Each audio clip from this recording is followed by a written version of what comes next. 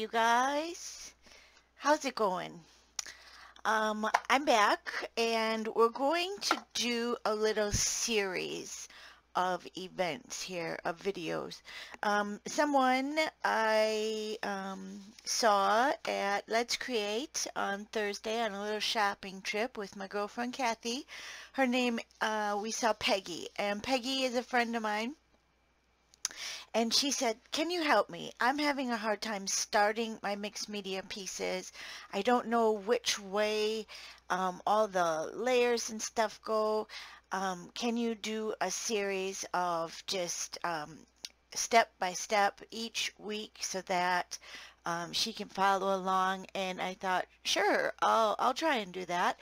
So that's what we're going to do. This is going to be part one of a series of, let's call it just mixed media basics.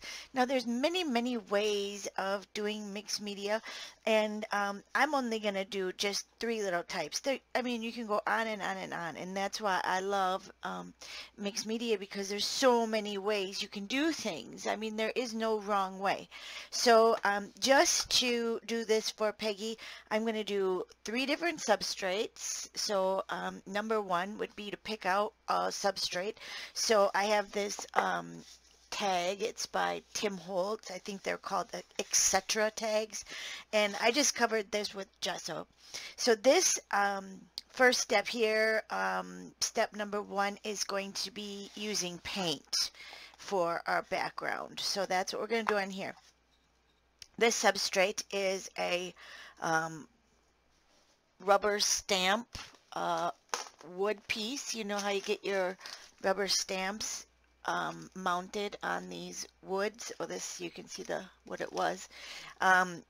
I pulled that off, and how I pull those off, I take the whole stamp and everything, put it in the microwave, and I put it in the microwave for 1 minute, and I watch it, and probably at 45 seconds I test it, and I just carefully peel up the corner, and if it feels like it's going to peel off all in one go, then I don't microwave it anymore. If it feels like it's sticking a bit, I put it in the microwave for a little bit more.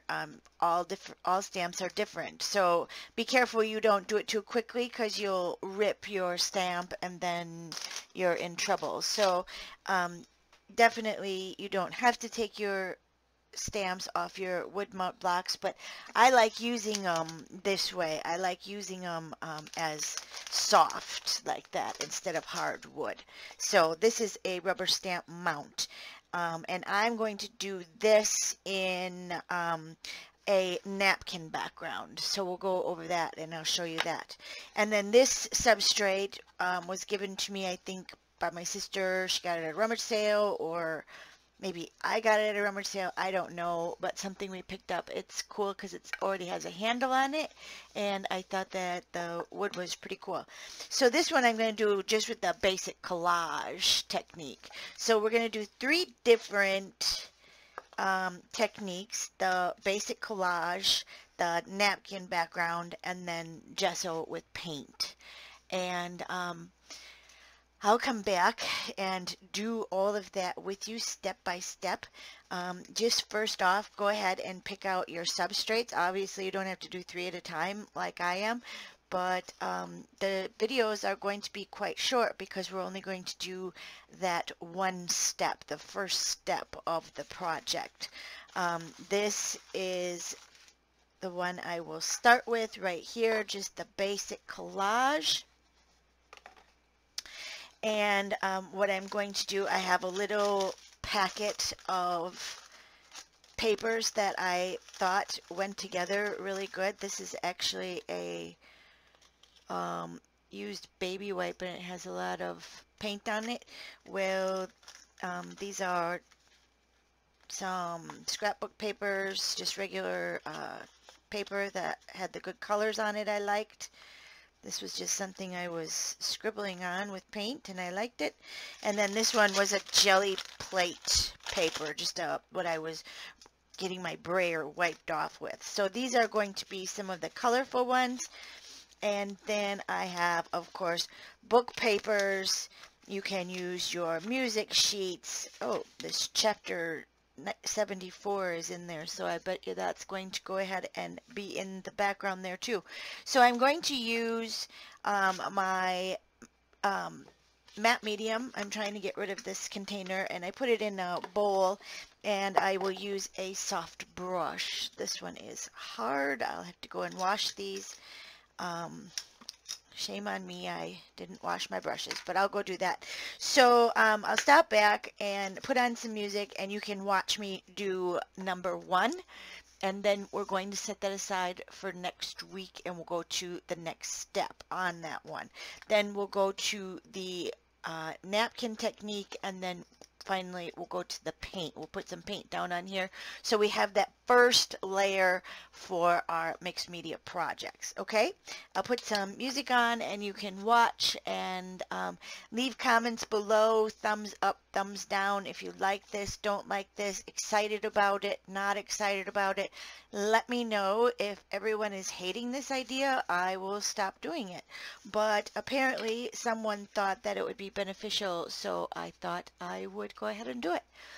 Okay, that's the plan. Just enjoy.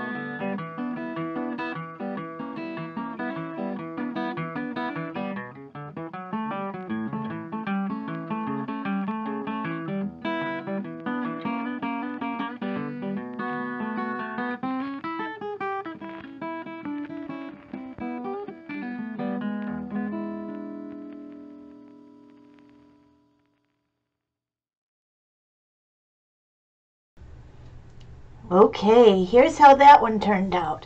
Pretty cool, huh? See how fast these are? All right, we're going to do this one, this big tag, and we're just going to use stencils and paint. So these are the 3 stencils that I pulled out. And remember, I did gesso this tag, with put gesso down on this tag, and it is dry right now.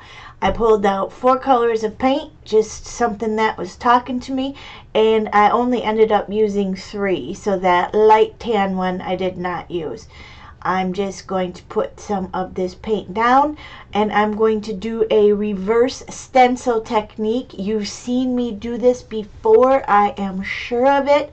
I'm just using some of that darker tan paint, putting it down on my gessoed piece. And then I am going to use my stencil and a wet baby wipe and remove some of that paint to give that really cool design. And it does leave texture too, because that paint is being pushed right up against that stencil, and it leaves texture there also. So I'm going to go ahead and do this whole part. Then I'm going to use a, let's see, I think I use a, I'm having a hard time remembering. I use a palette knife for my green, and I use a makeup sponge for the dark brown, and that color is burnt sienna. So go ahead and watch this. I'll show you pictures at the end. And remember, next week, then we are going to add our next set of layers. We're going to push that background into the back so that it calms it down, and we'll probably add some stamping, and we'll go from there, okay? So let me know if you're going to like this series by liking it, thumbs up. Leaving a comment is always very helpful. And if there are a lot of people that are not liking this little series, it'll probably be, I would say, 4 or 5 weeks before we get to the final. Then maybe I just will not do it, and I'll just make a little video for my friend Peggy. So make sure you dry your paint in between. Enjoy this process. I like how this big tag turned out in the end, and I will put some pictures at the last portion, and we'll see you again next week. Okay, let me know what you think. Bye for now.